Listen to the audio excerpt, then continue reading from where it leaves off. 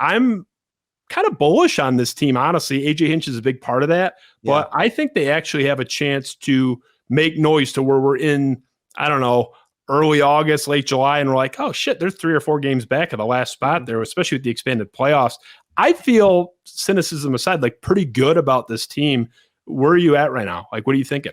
My prediction on my show was 83-79, and I think there were some people who said, "Man, that's low. Like you're the Tigers guy." But with the expanded postseason, there's going to be an 86 win team in October, most likely. And so that means the Tigers will be 3 games back, likely playing meaningful baseball. They got a lot better. They did. And I know, look, you and I both want to see in a no salary cap sport, unlimited money being thrown at people. And I hate doing this. I really do, because he drives me nuts. But like, only in terms of Chris Ilitch, but only 3 other teams spent more money than the Tigers did. One was the Dodgers in a primary, that was the Freeman contract. Okay. They have the highest payroll in baseball. The other was the Mets, who just throw money at people like it's hotcakes. Like, I don't know if that's going to work. They had, Scherzer is a little bit banged up, and DeGrom's injured. They threw money at Marte and Canna. Like, we'll see. Lindor had a really bad first year. And I think after that was the Rangers, and that's not going to work. They don't have any pitching. The Blue Jays are, dog walking them right now. I mean, in the first series of the year. So after that, it's Detroit who spent the most money in this most recent offseason. It's a much better team. I loved the Meadows trade. I was stunned by that. I talked about it on my show. I was scratching my head. That was a bizarre move, very out of, no pun intended, out of left field for Alavila, out of left field for Chris Ilitch. I think he's going to make this team way better. What worries me is the injuries to the bullpen. Chafin, Funkhauser, Cisnero, those are 3 guys you were trying to rely on. All 3 on the IL. Palmer had velocity, his velocity dipped in spring.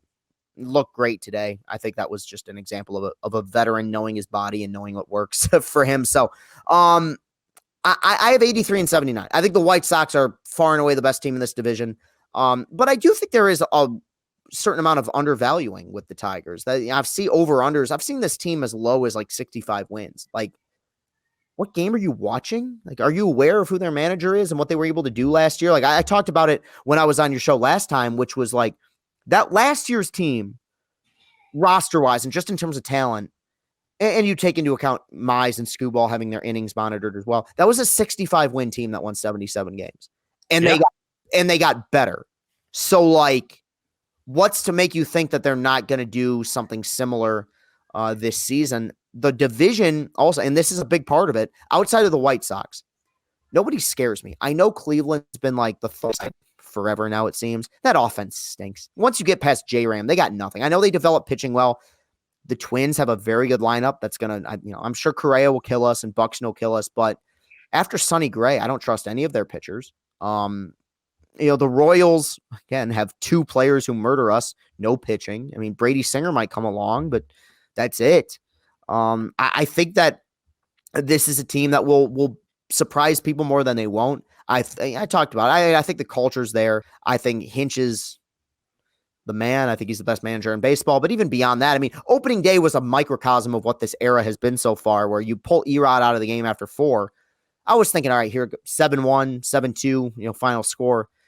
Drew Hutchison, like, me and him worked at a gas station together, and he pitched 2 scoreless innings, like, the other day against, on opening day against the White Sox. Like, those are the kind of, you weather the storm a little bit. Riley Green comes back, Chafin comes back. Good things could happen. Yeah, I mean, you have them at 83 wins, and people are saying, oh, that's pessimistic. 83 wins worked out just fine for the 06 Cardinals, who pounded us in the World Series. They were at 83-79 too. Right. But and from where they have come from, 83 wins, I'm like right with you. I'm like, they're going to be somewhere between 79 and 82. Like, I'm kind of right in that range. And I don't think that's bad for where they've come from. I'm not going to be like disappointed if they go 83-79.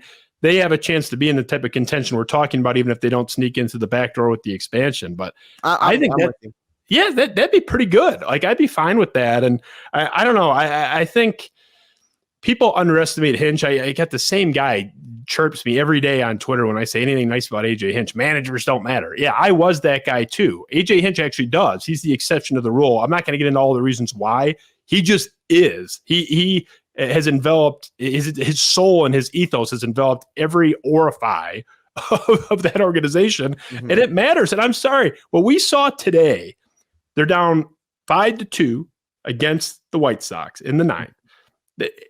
They just keep fighting. We saw this all year last year. Even they could be down. Look it up. They'd be down 6-1, 7-1 in the ninth last year, and they would cut it to like 7-5 and then lose. But that matters, and that's worth a couple of wins a year. It's not, oh, we're Detroit, we fight hard. I love that. I mean, that's maybe part of it, but it actually does lead to wins, because you're not going to win all those games or even most of those games. But you can steal 3, 4, 5, 6 wins if you have a team that plays that way. And I'm sorry, not every team plays that way. I am a degenerate gambler of baseball, among other sports. I have been in those situations where I'm on a team that's down 7-1 and I'm watching the 7th inning. They're throwing away at bats. Like that is a thing. The Tigers don't do that. They fight you to the last out.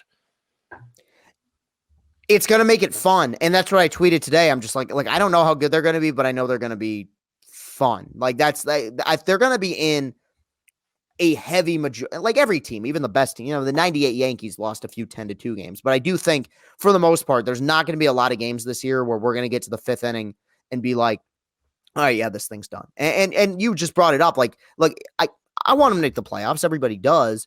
But at the same time, with, I on my show, I did a segment about this where I'm like, dude, after 19, when they lost 114 games, internally, I remember thinking it's at least 5 years until we're talking playoffs again. They're so far behind the 8 ball. I don't care how well they draft. You can get, if Spencer Torkelson turns out to be Albert Pujols, that's great, but you got a ways to go before you're really like getting the ball rolling. The fact that like 2.5 years now removed from that season, we're on opening day or now 2 games into the season talking about they got a shot.